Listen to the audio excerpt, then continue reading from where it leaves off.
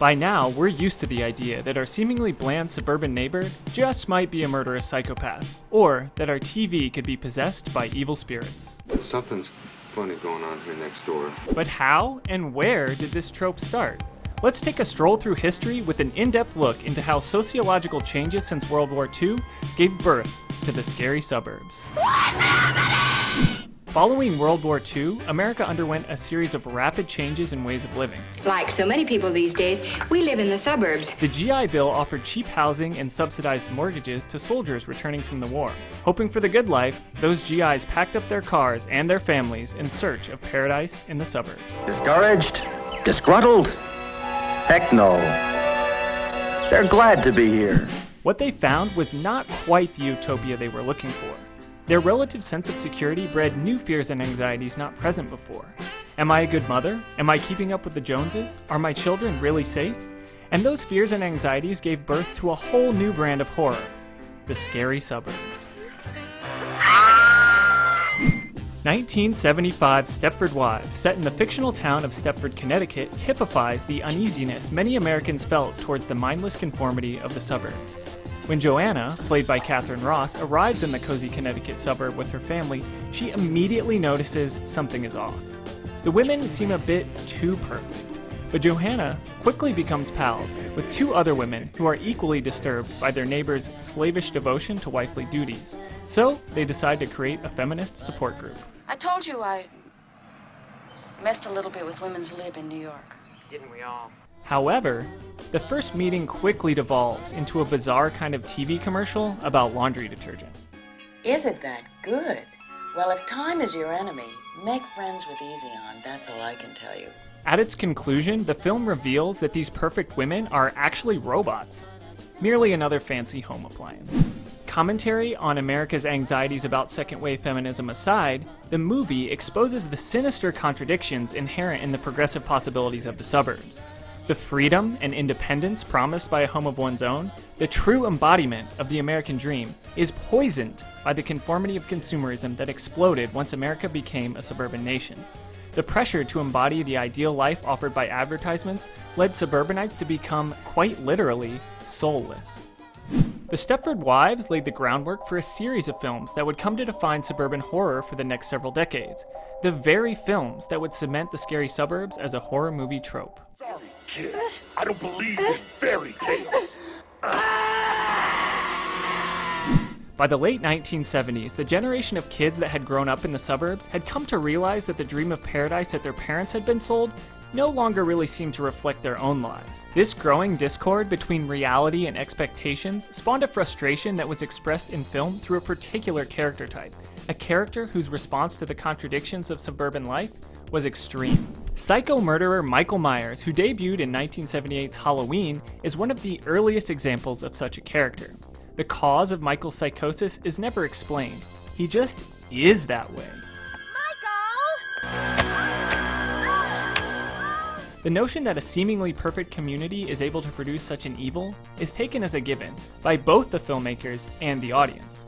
When no one questions how a snake got into Eden, the fantasy of the suburbs as utopia has clearly died.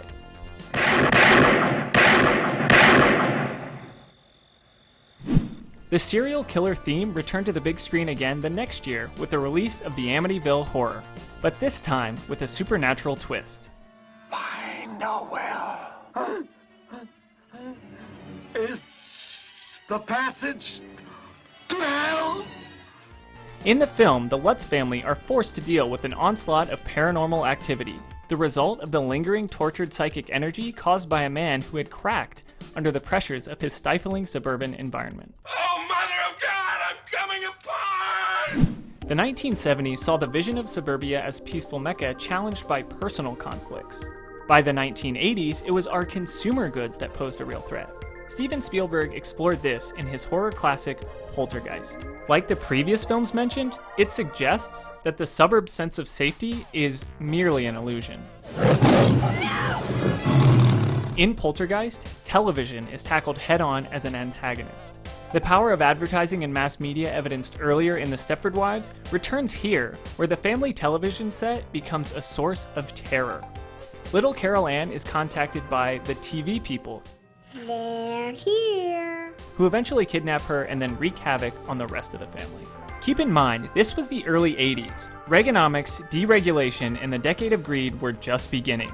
Greed, for lack of a better word, is good. So, we can see Carol Ann's kidnapping not as a literal abduction, but as the girl being totally absorbed by the ideology of consumerism that's espoused through the TV set.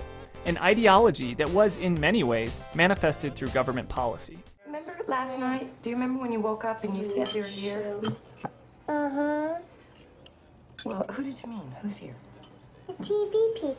It is only through Carol Ann's innocent expression of the TV people's message that the rest of the family is able to see their own submission to the television's demands. Suburban horror was no longer necessarily just about people, it could also be about things. By the mid-80s, America's decades-long Cold War with Russia had us all worried nuclear Armageddon was around the corner. Nowhere, not even the suburbs, was safe from the end of the world. With 1984's A Nightmare on Elm Street, Wes Craven stole suburbanites one respite from that underlying anxiety: our dreams. How's this for a wet dream? The film introduced us to Freddy Krueger and Johnny Depp, but it also made sure that we would never again feel safe while asleep. Whatever you do, don't fall asleep. The threat put forward here is no longer a weird neighbor, a home appliance, or even a creepy little brother. It's inside our own heads. Director Wes Craven takes what would be just another slasher flick and smothers it in a healthy dose of surrealism. Freddy's chosen means of attack is the dreamscape.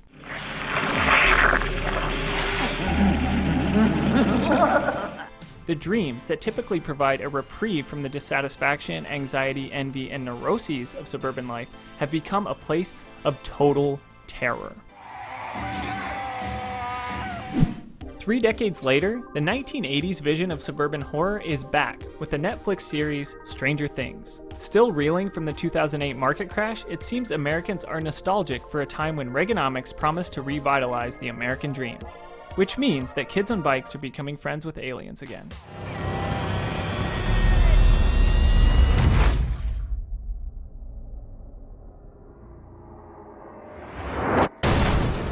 Stranger Things feels immediately familiar, with much of its themes and imagery borrowed from Steven Spielberg's vision of the burbs as seen in E.T.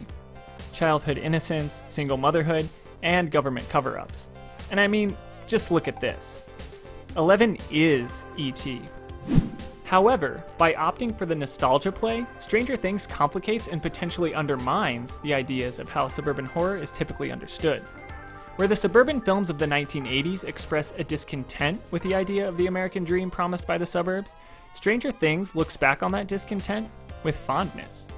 Where a film like Poltergeist is critical of suburbia, Stranger Things unwittingly affirms it. So we got Nutty Bars, Bazooka, Pez, Smarties, Pringles, vanilla wafers, apple, banana, and trail mix. Seriously?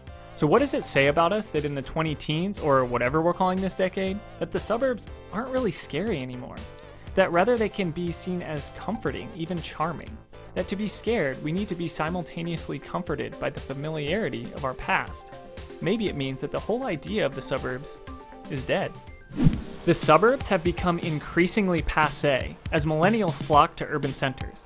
Perhaps, as the transition away from them continues, media depictions of horror will reflect new urban anxieties. Tropes come from a sheer volume of filmmakers using a similar device, sure. But that repetition, as it's played out through allegories and subtext, comes from truths around us. The sinister threat of the suburbs in horror movies over the last 5 decades, the threat that's always simmering just beneath that squeaky clean surface, proves that. And that is where the trope of the scary suburbs comes from. Thanks for watching. Don't forget to subscribe to our YouTube channel for more videos and check out all our dispatches from the world of fandom at Syfy Wire.